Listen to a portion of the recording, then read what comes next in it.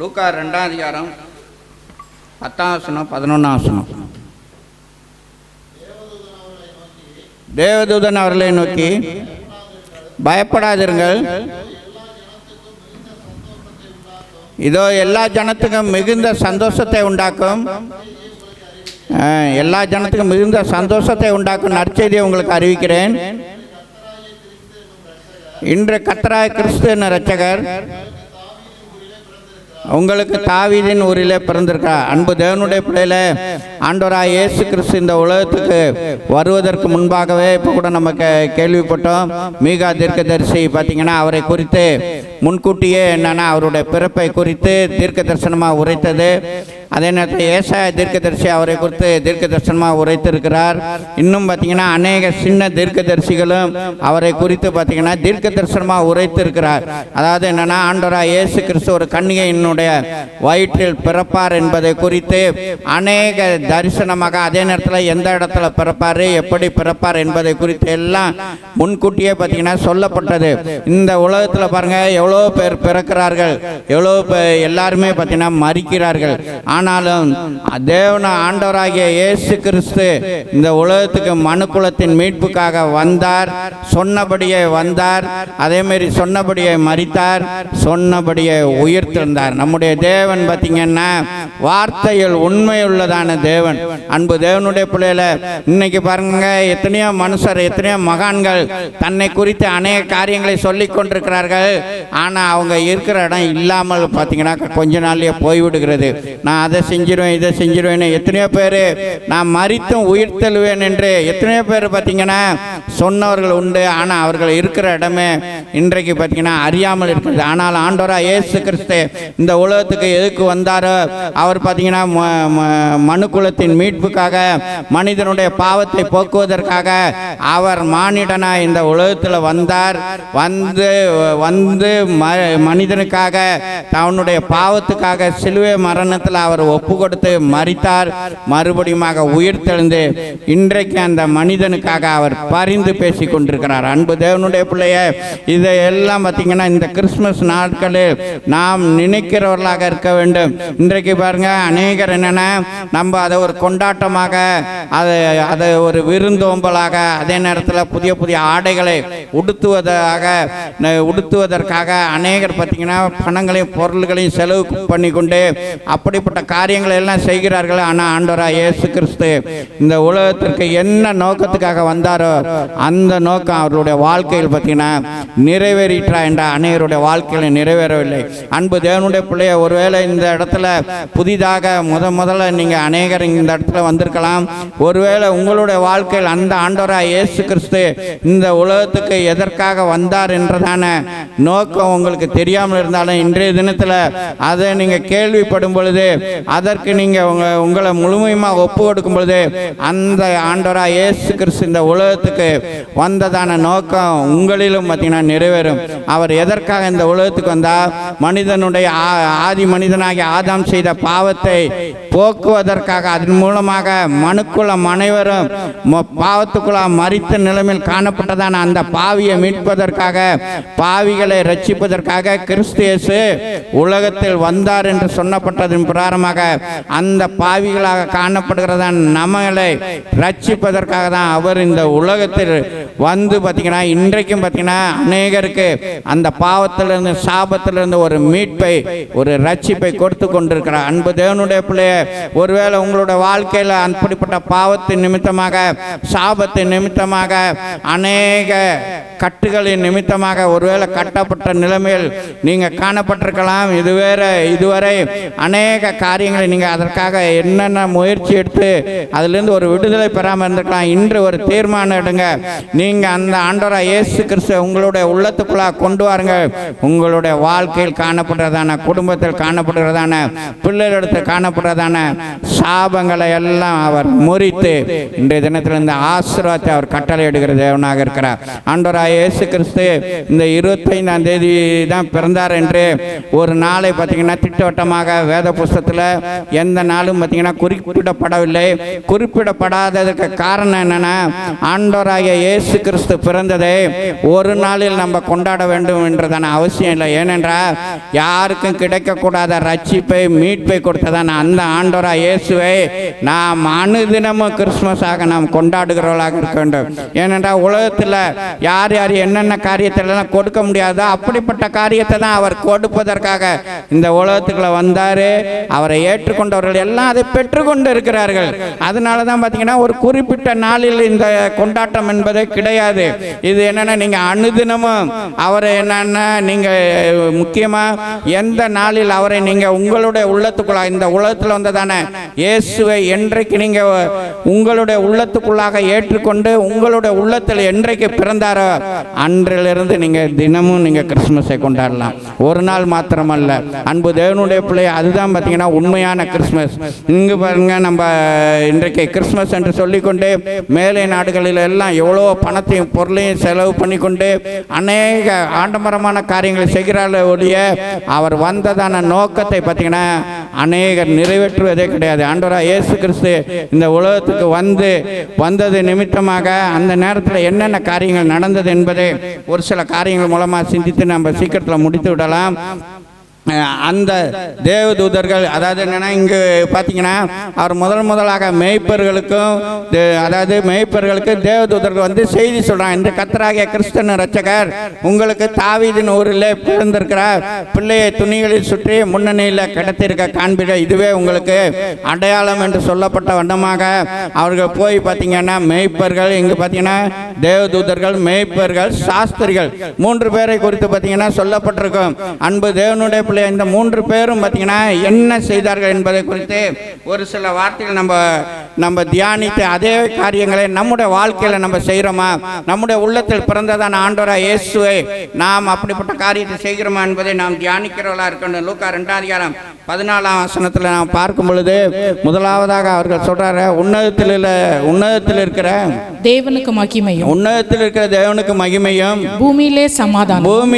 முதலாவதாக உன்னதத்தில் இருக்கிற தேவனுக்கு மகிமை உண்டாவதாக, பூமியில சமாதானமும் மனுஷன் மேல் பிரியமும் உண்டாவதாக என்று தேவனை மகிமைப்படுத்தினார். அன்பு தேவனுடைய பிள்ளைகளை, தேவன் யார் யாருடைய உள்ளத்துக்குள்ளாக பிறந்தாரோ அவர்கள் எல்லாம் முதலாவதாக நாம் தேவனை அனுதினமும் நாம் மகிமைப்படுத்துகிறவர்களாக இருக்க வேண்டும்.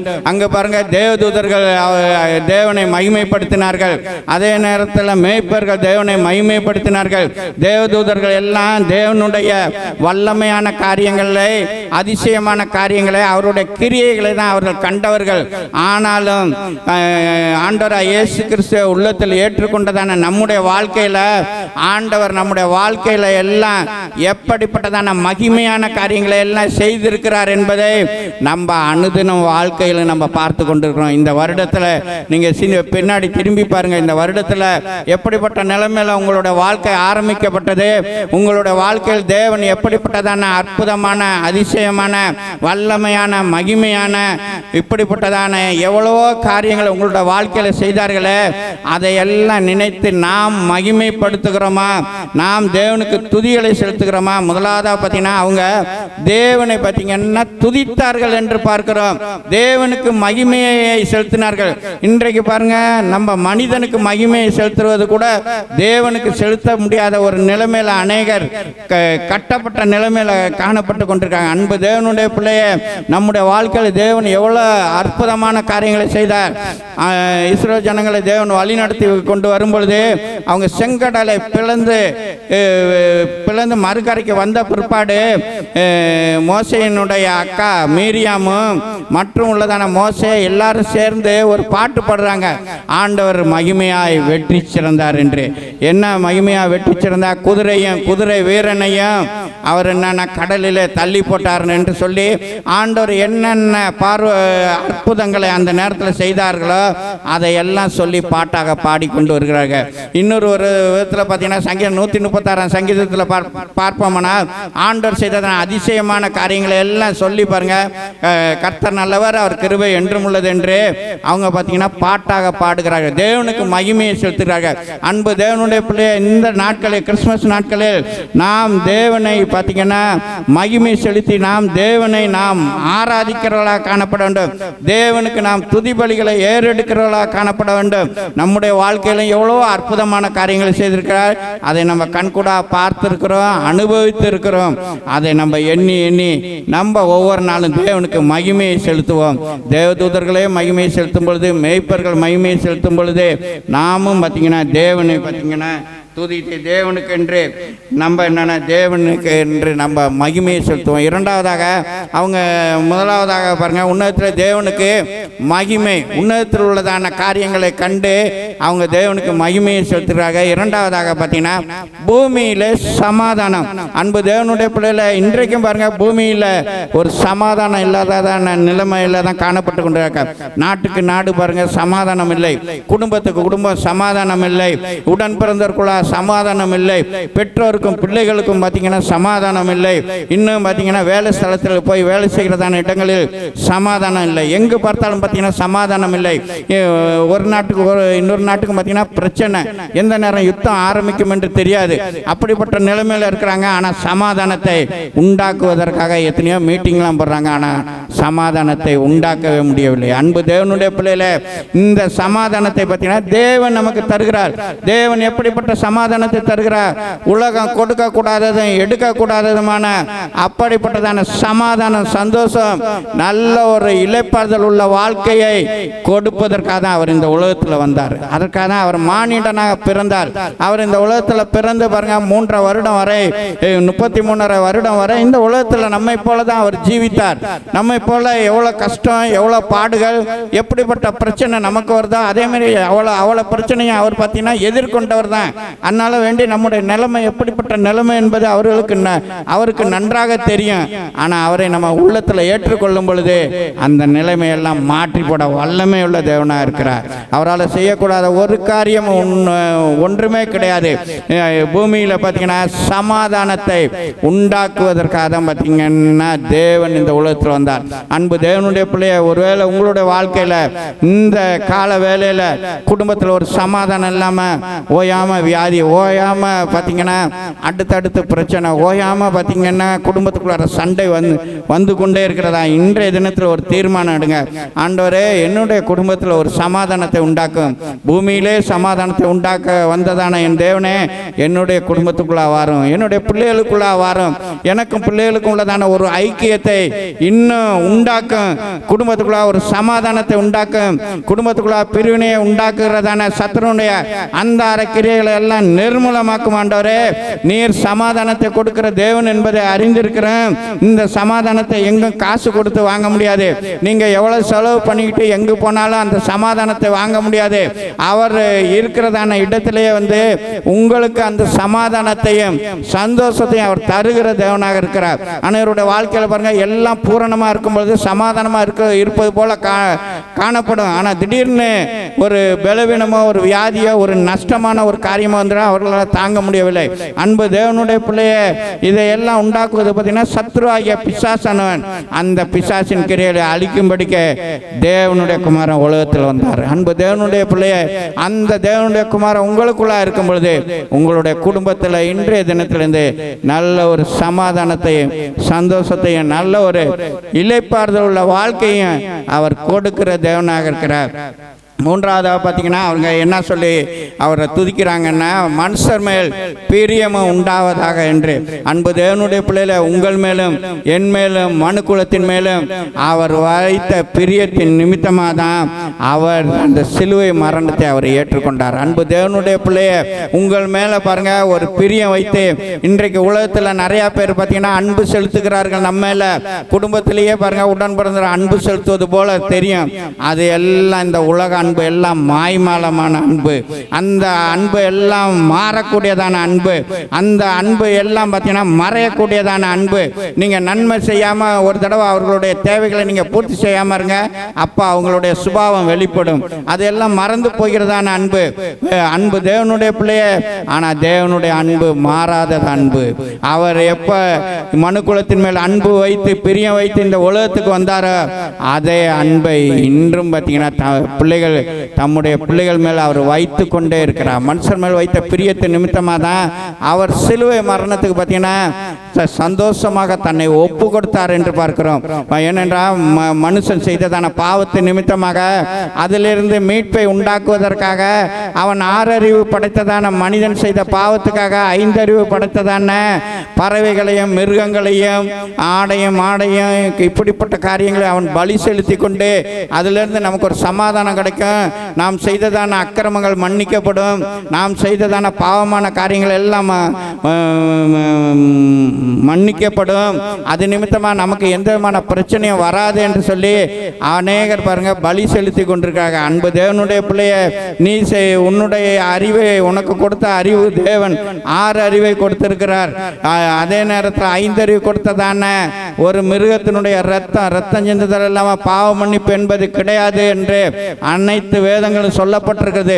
அப்படி இருக்கும் பொழுது ஒரு ரத்தம் சிந்த வேண்டியது இருந்துச்சு. அந்த ரத்தம் மனுக்குலத்தின், அதாவது மணிக்குலத்தின் பாவத்தை போக்குவதற்காக மனுவாக அவர் வந்து தம்முடைய இரத்தத்தையே இந்த உலகத்தில் சிந்தினார். அது நிமித்தமாக நம்ம அப்படிப்பட்ட பலி செலுத்த வேண்டிய அவசியம் இல்லை. அதற்காக நீங்கள் பணத்தையும் பொருளையும் செலவு பண்ண வேண்டிய அவசியம் இல்லை. இன்றைக்கு பாருங்க, அநேகர் பாருங்க தங்களுடைய குடும்பத்தில் காணப்படுகிறதான சாபமான காரியங்களை எல்லாம் முறிப்பதற்காக இப்படிப்பட்ட காரியங்களை எல்லாம் செய்து கொண்டிருக்காங்க. ஆனால் அதிலிருந்து ஒரு விடுதலை என்பதே கிடையாது. மேற்கொண்டு பாருங்க, அவருடைய வாழ்க்கையில் கடனாகி கொண்டு தான் இருக்கிறார்களே ஒழிய அதே நேரத்தில் அதிலிருந்து ஒரு விடுதலை என்பதே கிடையாது. அன்பு தேவனுடைய பிள்ளைய, இன்று ஒரு தீர்மானம் எடுங்க. உங்கள் மேல் அவர் பிரியம் வைத்தது நிமித்தமாக தான் இந்த உலகத்துக்கு வந்தார். ஒருவேளை இதுவரை நீங்கள் கேள்விப்பட்டிருக்க மாட்டீங்க. இன்றைக்கு தான் நான் அவரை குறித்து கேள்விப்படுகிறேன்றா, அவருக்கென்று உங்களுடைய இருதயத்தை திறந்து கொடுங்க. இதை வாசற்படி நின்று கதவை தட்டுகிறேன், ஒருவன் என் சத்தத்தை கேட்டு கதவை திறந்தா அவனோடு நான் போஜனம் பண்ணுவேன் என்று சொல்றார். அவனோடு நான் இருப்பேன் என்று சொல்றாரு. அவர் பாருங்க, உலகத்தின் சகல நாட்களிலும் நான் உங்களுடனே கூட இருக்கிறேன் என்று சொன்னார். சகல நாட்களிலும் உங்களுடனே கூட இருக்கிறேன் என்று சொன்னதான ஒருவர் பார்த்தீங்கன்னா அவர் என்ன சாதாரண ஒரு மனிதனா? சர்வ வல்லமை உள்ள தேவன், அகில உலகத்தையும் சிருஷ்டித்ததான தேவன். இன்றைக்கு பாருங்க, வானத்தையும் பூமியையும் சமுத்திரத்தையும் உண்டாக்கின அந்த தேவன் உங்களோட என்னோட இருந்தா நமக்கு எவ்வளவு பெரிய பலன். ஒரு ரவுடி நம்மளோட இருக்கிறான்னா அவனை பெரிய பலன்னா நம்ம நினைச்சிட்டு இருக்கிறோம். ஆனா சர்வத்தையும் உண்டாக்கின தேவன் அவர் பாருங்க, அவர் நாசியின் சுவாச காட்டினாலேயே எல்லாம் செத்து போயிடுவான். அப்படி ஊதுனாருனாவே அவ்வளோதான். இங்கே உலகத்தில் ஊதுறவனுக்கு சிலவன் கீழே உழுவுற மாதிரி தான் காமிச்சிட்டு இருக்கான். அடுத்தப்பில் அவன் எந்திரிச்சு தான் போயிட்டு இருக்கான். ஆனால் அவர் ஊதி கீழே விழுந்தானா அவ்வளோதான், எந்திரிக்கவே மாட்டான். ஆனால் அவன் என்னன்னா மேன்மை பாராட்டி கொண்டிருக்கிறான். அவர் கடவுளாக இருந்தால் நேராக வரட்டும், கடவுளாக இருந்தால் என்னை அதை பண்ணட்டும் இதை பண்ணட்டும்னு. அன்பு தேவனுடைய பிள்ளைய அவர் இரக்கம் பாராட்டி கொண்டிருக்கிறார். அவர் பரிந்து பேசி கொண்டிருக்கிறார். அது அவங்க அறியாமல் சொல்லி கொண்டிருக்கிறாங்க. அன்பு தேவனுடைய பிள்ளைய, முதலாவதாக நாம் தேவனுக்கு துதி பலிகளை செலுத்தணும். நாம் தேவனுக்கு மகிமையை செலுத்த வேண்டும். இந்த 3 விதமான காரியங்களுக்காக நாம் முதலாவதாக மகிமையை நாம் செலுத்துவோம். இரண்டாவதாக அவங்க என்ன செய்தார்கள் என்பதை குறித்து பார்க்கலாம். மத்தேயு 2:11 நாம் பாரு. 2:11 தான்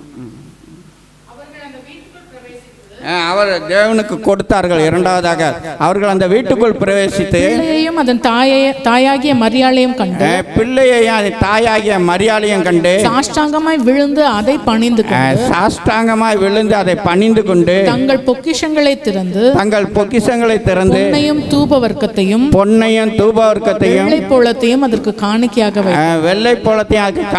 கொடுத்தார். அந்த பொன்னையும் தூபவர்க்கத்தையும் வெள்ளை போலத்தையும் அதுக்கு காணிக்கையாக கொடுத்தார். அன்பு தேவனுடைய பிள்ளைய இரண்டாவதாக பார்த்தீங்கன்னா தேவனாகிய கர்த்தர் பார்த்தீங்கன்னா ஆண்டவராக இயேசு கிறிஸ்துவை பார்க்க போனதான அந்த சாஸ்திரிகள் அவங்க பார்த்தீங்கன்னா 3 விதமான பொருள்களை கொண்டு காணிக்கையாக அங்கு செலுத்தினார்கள் என்று பார்க்கிறோம். பொன், தூபவர்க்கம், வெள்ளை போலம், இவை 3 பார்த்தீங்கன்னா விலையேற பெற்றவை, சாதாரணமானவை கிடையாது. இந்த விலையேற பெற்றதான அந்த பொக்கிஷங்களை அவர்கள் திறந்து தேவனுக்கென்று கொடுத்தார்கள். இந்த கிறிஸ்துமஸ் தினத்தை கொண்டாடுகிறதான தேவனுடைய பிள்ளையாகிய நம்முடைய வாழ்க்கையில தேவனுக்கென்று கொடுக்கிறதான அனுபவம் நமக்கு இருக்கிறதா என்பதை இந்த கால வேளையில் நாம் சிந்திக்கிறவர்களாக இருக்க வேண்டும். ஏனென்றால் கொடுங்கள் அப்பொழுது உங்களுக்கு கொடுக்கப்படும் என்று கர்த்தர் சொன்னார். அதே மாதிரி தேவனுக்காக வேண்டி கொடுத்தவர் ஒருவர் கூட வெட்கப்பட்டு போனதில்லை. அன்பு தேவனுடைய பிள்ளைய சிலருடைய வாழ்க்கையில பார்த்தீங்கன்னா வாங்குகிற அனுபவத்திலேயே இருந்து கொண்டிருக்கிறார்கள். நாம் கொடுக்கிறவர்களாக தேவன் நம்மை மாற்றுக வல்லமை உள்ள தேவனாக இருக்கிறார். நம்ம இருக்கிறது தானே கொஞ்சத்தில் நம்ம முதலாவது கொடுத்து உதவுவோம். அநேகத்தின் மேல் நம்மை பார்த்தீங்கன்னா தேவன் அதிகாரியாக வருகிற நாட்களில் மாற்றுவார். அன்பு தேவனுடைய பிள்ளைய தேவனுக்கு என்று நம்ம கொடுக்கிறவர்களாக இருக்க வேண்டும். அதுதான் பார்த்தீங்கன்னா பக்தி என்று சொல்லப்பட்டிருக்கிறது. யாக்கோபு 1:28 பாருங்க, திக்கற்ற பிள்ளைகளும் விதவைகளும் படுகிற உபத்திரவத்தில் அவர்களை விசாரிக்கிறதும் உலகத்தால் கரைப்படாதபடிக்கு தன்னை காத்து கொள்ளுகிறதுமே பிதாகிய தேவனுக்கு முன்பாக மாசற்ற சுத்தமான பக்தியா இருக்கிறது என்று சொல்லப்பட்ட மாசற்ற பக்தி. மாசற்ற பக்தினா அது சுத்தமான பக்தி. இன்றைக்கு பாருங்க உலகத்தில் பக்திமானை போல் அநேகர் காணப்பட்டு கொண்டிருக்கிறார்கள். பக்திமானை போல் நம்ம என்னன்னா வெளியே காணப்படலாம்.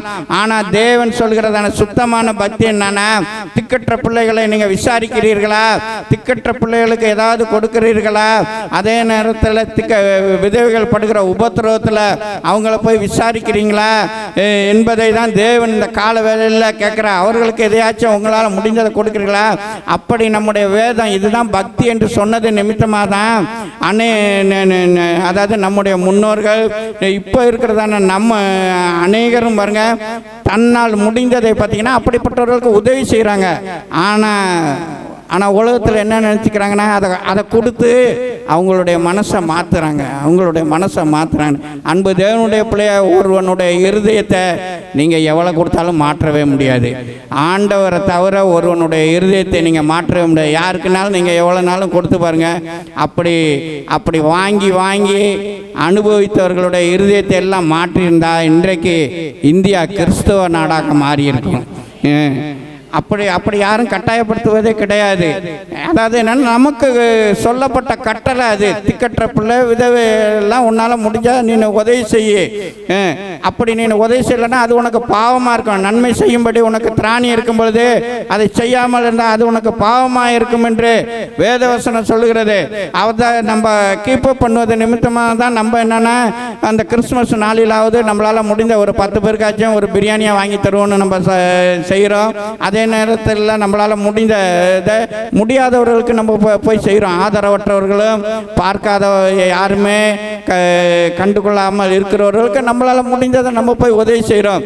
நமக்கு கொடுக்கப்பட்டதான கட்டளை. அன்பு தேவனுடைய பிள்ளைய இந்த கால வேளையில் அவங்க பாருங்க வெளியேறப்பட்டதை பார்த்தீங்கன்னா தேவனுக்கு என்று கொடுத்தார்கள். அவங்க என்னன்னா வெளியேறப்பட்டதை கொடுத்த இடம் எந்த இடம்னு தெரியுமா? ஒரு பெரிய அரண்மனையில் கொண்டு போய் அவங்க கொடுத்தாங்களா? வெளியேறப்பட்டதை எங்கே கொண்டு போய் கொடுத்தாங்க? வெளியேறப்பட்டதை முன்னணியில் போய் பார்த்தீங்கன்னா அங்கு போய் அந்த பொக்கிஷத்தை திறக்கிறார்கள். அன்பு தேவனுடைய பிள்ளைய உங்களுடைய பொக்கிஷத்தை நீங்கள் என்றைக்காவது திறந்திருக்கிறீர்களா? நம்முடைய இருதயமே பொக்கிஷம் என்று சொல்லப்பட்டிருக்கிறது. அதை வாசிங்களேன். மத்தேயு 12:35 பாருங்க. நல்ல மனுஷனுடைய இருதயம் நல்ல மனுஷன் இருதயமாக நல்ல பொக்கிஷத்திலிருந்து நல்லவைகளை எடுத்து காட்டுகிறான். அதாவது என்னன்னா நம்முடைய இருதயத்தை குறித்து பொக்கிஷம் என்று சொல்லப்படுற இன்றைக்கு அநேகருடைய வாழ்க்கையில் அந்த பொக்கிஷத்தை தான் பார்த்தீங்கன்னா திறப்பதே கிடையாது. பொக்கிஷத்தை பார்த்தீங்கன்னா அடக்கி வைத்திருக்கிறாங்க. வேதத்தில் ஒரு வசனம் இருக்கு, அதிகமாக பிசினித்தனம் பண்ணியும் வறுமை அடைவாரும் உண்டு. இன்னைக்கு பாருங்க அநேகர் பாருங்க பிசினித்தனம் பண்ணுவாங்க. நம்முடைய பொக்கிஷத்தை நம்ம திறக்கிறவர்களாக இருக்க வேண்டும். அதிகமாக பிசினித்தனம் பண்ணியும் வறுமை வறுமை அடைந்து கொண்டிருக்கிறீர்களா? இன்று ஒரு தீர்மானம் எடுங்க. நம்ம திறக்க வேண்டிய இடத்துல நம்முடைய பொக்கிஷத்தை திறந்தோமா, இருதயத்தை திறந்தோமா, கொடுக்க வேண்டிய இடத்துல நம்ம கொடுத்தோமா என்பதை நம்ம சிந்திக்கிறவர்களாக இருக்க வேண்டும்.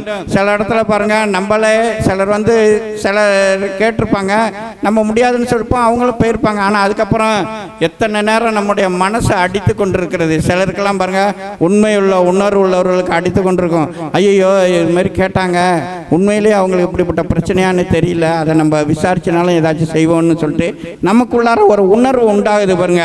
அந்த உணர்வுனாலும் நமக்குள்ளே இருக்க வேண்டும். அன்பு தேவனுடைய பிள்ளைகள, இரண்டாவதாக பார்த்தீங்கன்னா, அவங்க ஒரு பெரிய அரண்மனையில் உள்ளவர்களுக்கு பார்த்தீங்கன்னா பொக்கிஷத்தை திறக்கல. இன்னைக்கு பாருங்க, அநேகர் பொக்கிஷத்தை திறப்பாங்க, அநேகர் கொடுப்பாங்க. யாருக்குன்னா இருக்கிறவனுக்கே கொடுப்பாங்க.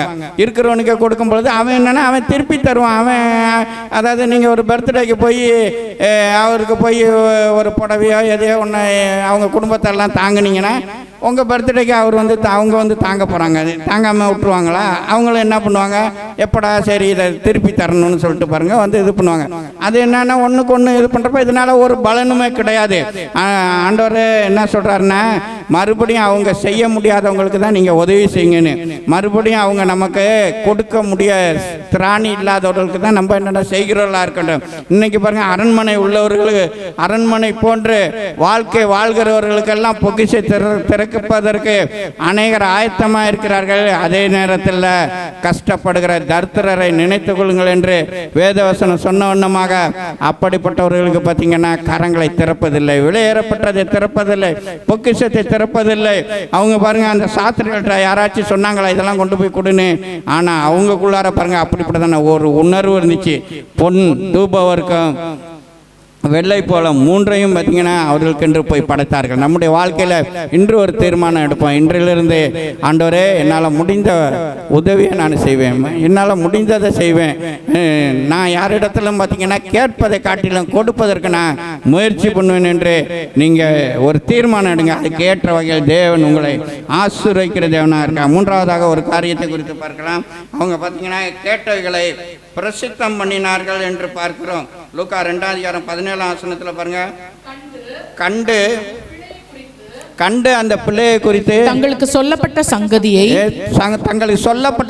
பிரசித்தம் பண்ணினார்கள். அன்பு தேவனுடைய பிள்ளையை, அந்த ஆண்டவராகிய இயேசு கிறிஸ்துவை போய் பார்க்குறாங்க. பிறந்த குழந்தையை பார்த்துட்டு அவங்களுக்கு சொல்லப்பட்ட காரியங்களை எல்லாம் பார்த்தீங்கன்னா பிரசித்தப்படுத்துகிறார்கள். அன்பு தேவனுடைய பிள்ளையை, நம்முடைய வாழ்க்கையில் இந்த காரியத்தை ஒவ்வொரு தேவனுடைய பிள்ளையும் நாம் செய்கிறவர்களாக இருக்க வேண்டும். இது நம்மேல விழுந்ததான கடமை என்பதை நீங்கள் நன்றாக அறிந்து கொள்ளுங்க. நாம் தேவனிடத்திலிருந்து பெற்றதான நன்மையான காரியங்கள், தேவன் நமக்கு செய்ததான, அதாவது பாவத்திலிருந்து சாபத்திலிருந்து விடுதலையை கொடுத்ததான அந்த அனுபவம், அதே நேரத்தில் நம்முடைய வாழ்க்கையில் எப்படிப்பட்ட நிலைமையில இருந்தால் இன்னைக்கு தேவன் எப்படியாக ஆசீர்வதித்து உயர்த்தி வைத்து இருக்கிறார். அதே நேரத்தில் தேவன் வேதவசனத்தின் மூலமாக நம்மளோடு பேசுகிறதான காரியங்களை எல்லாம் மற்றவர்களிடத்தில் போய் நம்ம என்னென்ன பிரசித்தப்படுத்துகிறவர்களாக இருக்க வேண்டும். மொத்தத்தில் சொன்னால் நம்ம என்னென்ன போய் உடனே போய் சுவிசேஷம் நம்ம அறிவிக்கிறவர்களாக இருக்க வேண்டும். இன்று ஒரு தீர்மானம் எடுப்போம். நம்முடைய வாழ்க்கையில் வருகிற வருடத்தில் மாசத்தில் ஒரு நாளாவது யாருக்காச்சும் அவங்க ஏற்றுக்கொள்றியோ ஒரு நபருக்காவது நான் சுவிசேஷம் அறிவிப்பேன் என்று நம்ம ஒரு தீர்மானம் எடுத்து நீங்கள் ஒரு மாதத்தில் ஒரு ஆளுக்குனாலும் நீங்கள் அறிவிங்க. அப்படி அறிவிச்சாவே ஒரு வருஷத்தில் 12 பேருக்கு நம்ம அறிவிச்சிருக்கிறோம். அது ஆண்டவர் என்னென்னா, அதாவது என்னென்னா, நம்ம அறிவித்து விட்டு நம்ம அவர்களுக்காண்டி நம்ம ஜெபித்தோமானால் தேவன் கிரியை செய்வார். நம்முடைய சுயத்தினால யாரையும் இழுத்துட்டு வர முடியாது. ரெண்டாவது வேற, கிறிஸ்து ஒருவனை இழுத்து கொள்ளாவிட்டால் ஒருவன் அவனா வரான் என்று சொல்லப்பட்டிருக்குது. அதனால ஆண்டவர் கிரியை செய்வார். நம்முடைய வாழ்க்கையில் வாரம் வாரம் தேவன் நம்மளோடு பேசுகிறார். அதாவது ஊழியக்காரங்க மூலமாக அநேக வார்த்தைகளையும் வசனங்களையும் தருகிறார். நம்ம வேத வசனத்தை வாசிக்கும் பொழுது அநேக வார்த்தைகளை வசனங்களை தருகிறார். நம்முடைய வாழ்க்கையில் தேவன் அற்புதங்களை செய்திருக்கிறார், அதிசயங்களை செய்திருக்கிறார். இதை போய் நம்ம மற்றவர்களிடத்தில் நம்ம பிரசித்தம் பண்ணுகிறோமா என்பதை இந்த கால வேளையில் நாம் சிந்திக்கிறவர்களாக இருக்க வேண்டும். அன்பு தேவனுடைய பிள்ளைய கிறிஸ்துமஸ் தினத்தை கொண்டாடுகிறதான நம்முடைய வாழ்க்கையில் இப்படிப்பட்டதான ஒரு தீர்மானம் இன்றைக்கு நம்ம எடுப்போம். அது வருகிற நாட்கள் அது கேட்டதான பலனை தேவன் நமக்கு தருவார். அதை நம்ம சக்ஸஸ்ஃபுல்லாக நம்ம செய்வோம். தேவன் தான். மூன்றாவதாக பார்த்தீங்கன்னா அவர்கள் கேட்டவைகளை பிரசித்தம் பண்ணினார்கள். நான்காவதாக ஒரு காரியத்தை குறித்து நம்ம பார்த்து முடித்து விடலாம். நான்காவதாக பார்த்தீங்கன்னா மரியாதை குறித்து அங்கு சொல்லப்பட்டிருக்கிறது. லூக்கா 2:19 மரியாளோ இந்த சங்கதிகளை எல்லாம் இருதயத்திலே வைத்து சிந்தனை பண்ணினாள். தன்னுடைய இருதயத்தில் வைத்து சிந்தனை பண்ணி கொண்டிருந்தாள் என்று சொல்லப்பட்டிருக்குது. அங்கு பாருங்க, மரியாளோ என்று வித்தியாசமாக அவளை வேறுபடுத்தி அங்கு சொல்லப்பட்டிருப்பதை நம்ம நன்றாக அறியலாம். அதாவது ஆண்டவராகிய இயேசு கிறிஸ்து பிறந்ததை எல்லாரும் தான் கேள்விப்பட்டார்கள், எல்லாரும் தான் பார்த்தார்கள். ஆனாலும் பார்த்தீங்கன்னா மரியாளுக்கு சொல்லப்பட்ட வார்த்தைகளை எல்லாம் அவள் தன்னுடைய இருதயத்தில் வைத்து சிந்தனை பண்ணி கொண்டிருந்தாள் என்று பார்க்கிறோம். அன்பு தேவனுடைய பிள்ளையை, இன்றைக்கும் தேவன் நம்மளோடு அநேக வார்த்தைகளை பேசுகிறாரு, வசனங்களை பேசுகிறாரு. அதையெல்லாம் நம்முடைய சிந்தனையில வைத்து நம்ம என்னன்னா மற்றவர்களை காட்டிலும் ஒரு வித்தியாசமா நாம் தியானம் பண்ணி கொண்டிருக்கிறோமா, நம்ம தியானித்து கொண்டிருக்கிறோமா, நம்முடைய சிந்தனையில் அதே அதாவது அந்த வார்த்தையை வந்து கொண்டு அதையே நம்ம தியானித்து இருக்கிறோமா என்பதை இந்த கால வேளையில் நாம் சிந்திக்கிறவர்களாக இருக்க வேண்டும். எத்தனை நேரம் வேத வசனத்தை படிக்கிறோம், அந்த வசனத்தில் அநேக வசனங்கள் நம்ம பார்த்தீங்கன்னா உணர்த்துகிறது. அந்த வசனத்தை நம்முடைய இருதயத்தில் வைத்து நம்ம அன்றைக்கு நம்ம தியானித்து கொண்டிருக்கிறோமா என்பதை இந்த கால வேளையில் நாம் சிந்திக்கிறவர்களாக இருக்க வேண்டும். ஆண்டவராகிய இயேசுவை குறித்து சொல்லப்பட்ட காரியங்களை எல்லாம் மரியாள் தன்னுடைய இருதயத்தை வைத்து சிந்தித்து கொண்டு இருந்தது நிமித்தமாக தான் ஆண்டவராகிய இயேசு கிறிஸ்துவுக்கு ஏற்பட்டதா சிலுவை மரண நேரத்தில் அவளுக்கு அது பலனா இருந்தது. என்னன்னா ஒரு முக்கியமான ஒரு காரியம், அது வேதவசனத்தில் சொல்லப்பட்டு அந்த அதிகாரத்தில் அந்த கடைசியில் பாருங்க, உன் ஆத்மாவையும் ஒரு பட்டயம் உருவி போகும் என்று அந்த பேஜிலேயே அந்த கடைசி வரும் 21 வசனமா, உன் ஆத்மாவையும் சிமியோன் சொல்கிறான். ஆண்டவராகிய இயேசுவை தேவாலயத்துக்கு கொண்டு வராங்க. சிமியோன் தன்னுடைய கரத்தில் வாங்கி அவரை ஆசீர்வதிக்கிறான். ஆசீர்வதிக்கும் பொழுது சொல்கிறான், உன் ஆத்மாவையும் ஒரு பட்டயம் உருவி போகும் என்று. அன்பு தேவனுடைய பிள்ளைய, ஆண்டவராகிய இயேசு கிறிஸ்து சிலுவை மரணத்தில் ஒப்பு கொடுக்கப்பட்ட பொழுது அங்கு பாருங்க, இயேசுவின் தாயாகிய மரியாளும் அருகே நின்றார்கள் என்று சொல்லப்பட்டிருக்குது. ஆனாலும் பாருங்க, இன்னொரு ஒரு மரியாளு கூட பாருங்க, அவ பயங்கர அழுது அவளால் தாங்க முடியல. ஆனாலும் பாருங்க, இயேசுவின் தாயாகிய மரியாள் பார்த்தீங்கன்னா அந்த இடத்துல தன்னை திடப்படுத்தி கொண்டா. காரணம் என்னன்னா, இந்த உன் ஆத்மாவையும் ஒரு பட்டயம் உருவி போகும் என்று சொல்லும் பொழுது ஒரு மகன் பாருங்க, குற்றம் செய்யாத ஒரு மகன் அடிக்கப்பட்டு சிலுவை மரணத்தில் பாடுபட்டு கொண்டிருக்கிறார். அதை எந்த தாயார்னாலும் பார்க்க முடியுமா? இன்றைக்கு பாருங்க, நம்மளும் தான் இருக்கிறோம். நம்மளுடைய பிள்ளைய தவறு செஞ்சதுக்கு ஒருத்தன் அடிச்சுட்டாவே நம்ம போய் பாருங்க சண்டைக்கு நிற்கிறோம். அவன் பண்ணது நியாயம்ன்ற மாதிரி நம்ம பேசி கொண்டிருக்கிறோம். இல்லாட்டி என்ன, நீ எப்படி அவன் மேலே கையை வைக்கலாம், இனி என்கிட்ட சொல்ல வேண்டியதானு சொல்லி நம்ம இது பண்ணுறோம். அதுக்கே நம்மளால் தாங்க முடியவில்லை. கேள்விப்பட்டது இது என்னென்னா, கண்ணுக்கு எதிராக பார்த்து கொண்டிருக்கா, சிலுவை மரணத்தில் தொங்கி பாடுபட்டு கொண்டிருக்கிறா, பக்கத்தில் தாயானோ நிற்கிறா, ஒன்றும் செய்யவில்லை என்று நன்றாக தெரியும். ஆனால் என்னென்னா, அவளுக்குள்ள இந்த வசனம் நம்ம கிரியை செய்திருக்கும் என்று நான் விசுவாசிக்கிறேன். என்னடா, உன் ஆத்மாவை ஒரு பட்டயம் போனால் ஆத்மாவை அந்த பட்டயம் உருவுது. அந்த நேரத்தில் ஐயோ, என்னுடைய மகனுக்கு இப்படிப்பட்ட ஒரு சிலுவை மரணமா, ஒரு சாபமான மரணமா, குற்றம் செய்யாதவனுக்கு உள்ள மரணமா, அவர் பாவம் செய்யவில்லை, வாயில் வஞ்சனை காணப்படவில்லை, அவர் அடிக்கப்படும் ஆடுவை போல் தம்முடைய வாயை திறவாதிருந்தார் என்று அவரை குறித்து சொல்லப்பட்டிருக்கிறது. இப்படிப்பட்டவருக்கு இப்படிப்பட்ட சாபமான சிலுவை மரணமா என்று அவளுக்குள்ளா பார்த்தீங்கன்னா அப்படி தன்னை திட்டப்படுத்தி கொண்டா என்று பார்க்கிறோம். அன்பு தேவனுடைய பிள்ளைய, நம்முடைய வாழ்க்கையிலும் எத்தனை இது ஒரு ப்ராபசியா அவன் சொல்லப்பட்ட வார்த்தை. நம்முடைய வாழ்க்கையிலும் எத்தனை தீர்க்க தரிசன வார்த்தைகளை கேட்கிறோம். எத்தனை வார்த்தை நம்முடைய இருதயத்தில் இருக்கு, இல்லாட்டி அந்த வார்த்தை நமக்கு நிறைவேறும் என்று நம்ம சிந்தித்து கொண்டு அதுக்காண்டி எதிர்பார்ப்போடு நம்ம காத்திருக்கிறோமா என்பதை இந்த கால வேளையில் நீங்கள் சிந்திக்கிறவர்களாக இருக்க வேண்டும். அன்பு தேவனுடைய பிள்ளைய பிரதர் ஒர்ஷிப் நேரத்தில் சொன்ன பொழுது அவருடைய தரிசனம் இன்னும் வைக்கப்பட்டிருக்குது. அது என்னன்னா, தாமதிக்காது, தாமதித்தாலும் அது நிறைவேறும் என்று நம்ம சிந்தித்து கொண்டிருக்கிறோமா என்பதை இந்த கால வேளையில் சிந்திக்கிறவர்களாக இருக்கணும். அன்பு தேவனுடைய பிள்ளைய, இந்த கிறிஸ்துமஸ் நாளில் அந்த ஆண்டவராகிய இயேசுவினுடைய பிறப்பை கொண்டாடுகிறதான நம்முடைய வாழ்க்கையில் இப்படிப்பட்டதான 4 விதமான காரியங்களை நாம் செய்கிறவர்களாக இருக்க வேண்டும். அன்பு தேவனுடைய பிள்ளைய, ஆண்டவராகிய இயேசு கிறிஸ்து இந்த உலகத்துக்கு வந்தார். அதாவது என்னன்னா, இன்றைக்கு ஆண்டவராகிய இயேசு கிறிஸ்து இந்த உலகத்துக்கு வந்ததை அநேகர் பார்த்தீங்கன்னா குழந்தையாக தான் பார்த்து கொண்டிருக்கிறார்கள். ஆண்டவராய் இயேசுவை பாருங்க, இன்னும் பாருங்க பிறந்தார் என்று சொல்லி நம்ம என்னன்னா குழந்தையாக ஒரு குரூப் பார்த்து கொண்டிருக்கிறாங்க.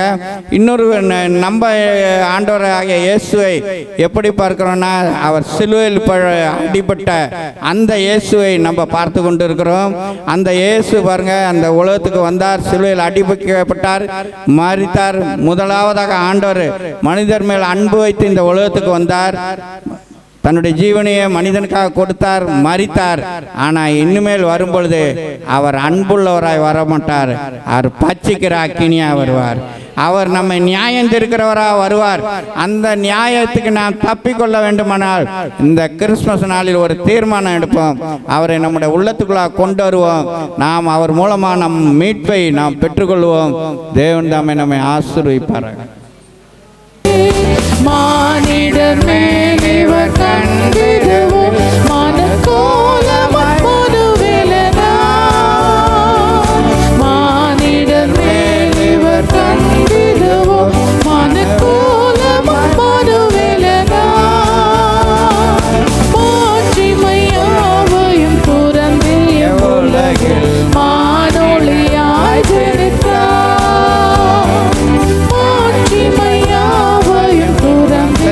உலகில் மானொளியாய் ஜனித்தார். அல்லேலூயா அல்லேலூயா அல்லேலூயா துதி அவர்க்கே. அல்லேலூயா அல்லேலூயா அல்லேலூயா துதி அவர்க்கே. அல்லேலூயா துதி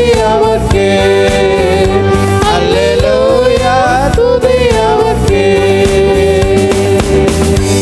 எங்கள் நேசிக்கிற நல்ல பிதாவே, ஆண்டவரே மட்டுமா எங்களோடு கூட இடைப்பட்டபடியால் நான் துதிக்கிறேன் அப்பா, ஸ்தோத்தரிக்கிறோம் ஆண்டவரே.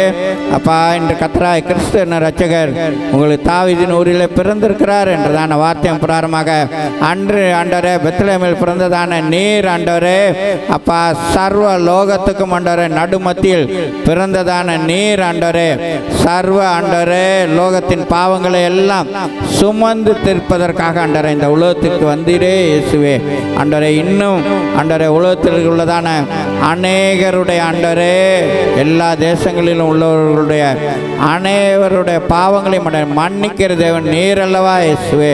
இன்றும் ஆண்டவரே மன்னித்து நீர் ஆண்டவரே இம்மானுவேலனாய் ஆண்டவரே எங்களோடு கூட ஆண்டவர் நீர் இருந்து கொண்டு இருக்கிறபடியா நான் தூக்கினாப்பா, ஸ்தோத்தரிக்கிறோம் ஆண்டவரே.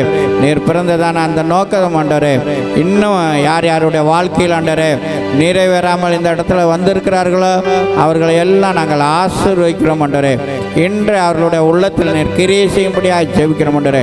கேட்ட வார்த்தையின் மூலமாக நீர் பேசும்படியாக ஜெபிக்கிறோம். நீர் இந்த உலகத்தில் வந்தது நிமித்தமாக ஆண்டவரே மனிதனுடைய பாவத்தையும் சாபத்தையும் ஆண்டவரே போக்குவதற்காக இந்த உலகத்தில் வந்தீரே இயேசுவே. யார் யாருடைய குடும்பத்தில் எல்லாம் இந்த பாவத்தினாலும் சாபத்தினாலும் ஆண்டவரே கட்டப்பட்ட நிலைமையில் இருந்து கொண்டு அவருடைய வாழ்க்கையை ஆண்டவரே அப்பா வீணாக்கி ஆண்டவரே பிசாசானவன் சத்துருவானவன் அவருடைய வாழ்க்கையை ஆண்டவரே அழித்து கொண்டிருக்கிறவர்களுடைய வாழ்க்கையெல்லாம் நாங்கள் நினைவு கூறுகிறோம் ஆண்டவரே. இன்று ஆண்டவரே அவர்களுடைய வாழ்க்கையில் எல்லாம் நீர் இடைப்படும் ஆண்டவரே. நீர் அவர்களுடைய உள்ளத்துக்குள்ள வாரும் கிரியை செய்யும். அவருடைய குடும்பத்தில் உள்ளதான அனைத்து ஆண்டவரே சாபங்களை எல்லாம் முறித்து ஆசீர்வதிக்கும்படியாக ஜெபிக்கிறோம். சாபத்தை ஆண்டவர் ஆசீர்வாதமாக மாற்றுகிற தேவன் நீர் என்பதை அவர்கள் அறிய உணர கிருபை செய்யும்படியாக ஜெபிக்கிறோம். வந்த ஒவ்வொருவரையும் ஆசீர்வதியும், அவருடைய குடும்பங்களை ஆசீர்வதியும், அவருடைய பிள்ளைகளை ஆசீர்வதியும், பெரியோர் முதல் சிறியோர் வரை ஒவ்வொருவரையும் பெற ஆசீர்வதியும். அவருடைய எதிர்பார்ப்பை எல்லாம் வருகிற நாட்களில் நீர் நிறைவேற்றும்படியாக ஜெபிக்கிறோம். ஆசீர்வதியும் கிருபைகள் மூடி மறைத்துக் கொள்ளும். எல்லாவற்றையும் இயேசுவின் மூலம் ஜெபங்கள் எங்கள் அருமை பிதாவே. என் ஆத்மாவே கர்த்தரை என் முழு உலமையோடைய பரிசுத்த நாமத்தை ஸ்தோத்திரி. என் ஆத்மாவே கர்த்தரை ஸ்தோத்திரி. அவர் செய்த சகல உபகாரங்களையும் மறவாதே. ஆமேன். நம்முடைய கர்த்தராகிய இயேசு கிறிஸ்துவினுடைய கிருபையும் பிதா தேவனுடைய அன்பும் பரிசுத்த ஆவியானவருடைய ஐக்கியமும் நம் ஒவ்வொருவரோட எப்பொழுதும் தங்கியிருப்பதாக. ஆமேன். அல்லேலூயா.